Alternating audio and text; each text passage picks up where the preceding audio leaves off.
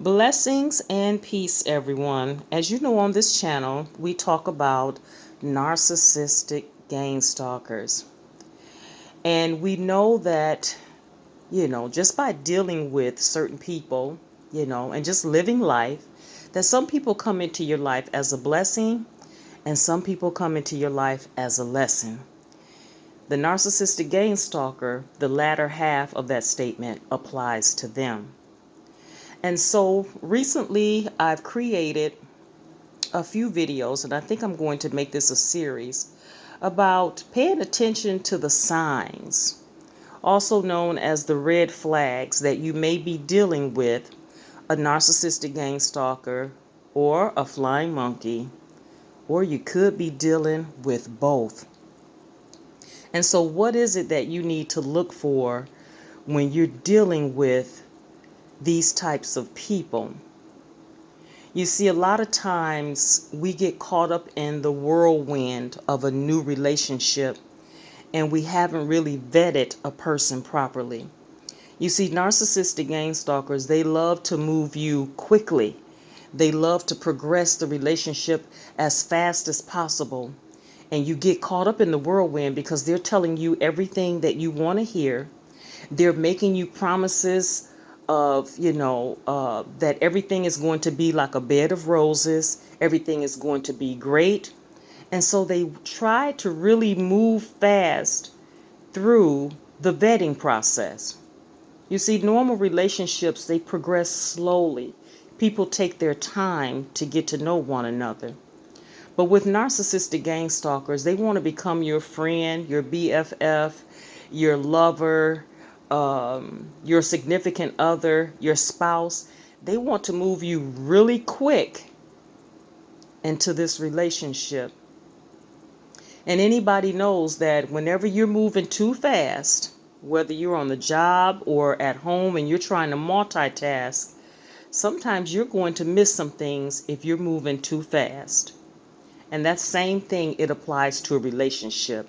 Sometimes we can be moving too fast and we miss the signs. We miss the red flags. We miss the traps. We miss the sabotage. We're being set up the entire time. And like I said on my previous video, when you're dealing with narcissistic gang stalkers, they play chess, not checkers. And so, my friend, we have to learn to play and master the game of chess when it comes to dealing with relationships. So let's start with this sign right here, this red flag.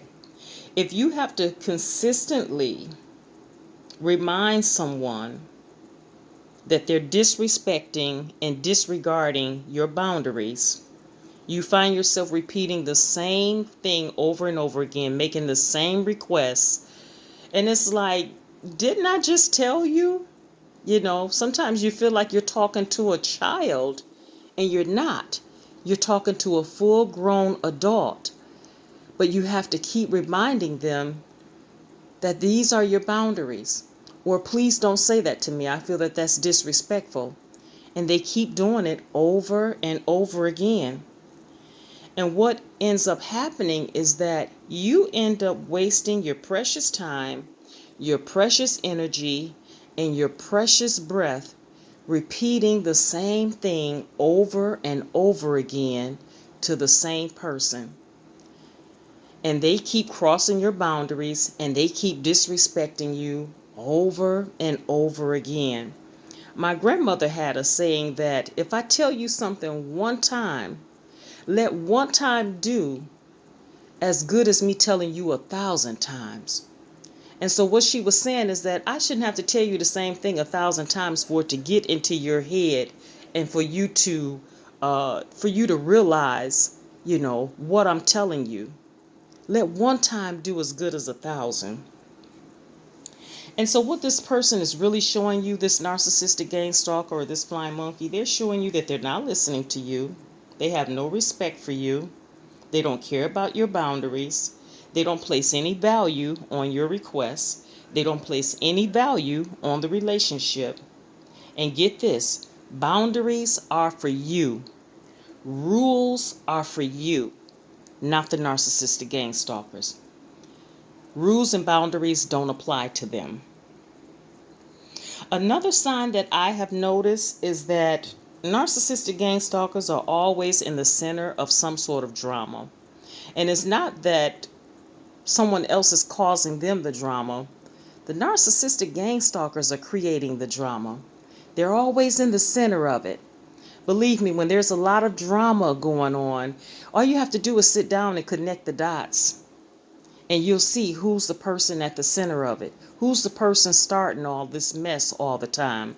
When mess, starts to come up out of the blue, who is it that everyone has in common? Who is it that everyone is talking to? You see, a narcissistic gang stalker, when there's a problem, they won't sit down and talk about it as a whole. They rather go to, everybody individually and talk about it and then tell you, okay, don't share what I just told you. Don't tell such and such what I just shared with you. And they'll make up all kinds of reasons why you shouldn't share this with the other person. And normally it's a bunch of lies, the reason why they're telling you this. Also, I've noticed on social media, more specifically YouTube, is that some people run from channel to channel keeping up mess on social media. And so we have to be careful, when we're responding to comments, and sometimes, it's been said that if a person doesn't have a picture that you shouldn't respond. But sometimes these people have an actual picture on their channel. It's also been said that if a person doesn't have any content, that you shouldn't talk to them. And neither one of those is necessarily true that a person is a narcissistic gang stalker, but you do have to be careful to vet even the people that come into your comments. Because some people will start off very nice to you and then later on turn on you at the drop of a dime and bite your head off in the comment section. And sometimes it's because they become offended with your content.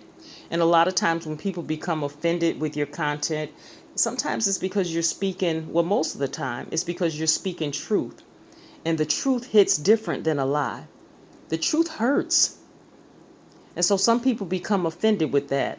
But that's not always the case. Sometimes these people, they're already offended with you, or they don't like you, or this has been the plan to, lure you in with all types of niceties and everything, and then later on turn on you.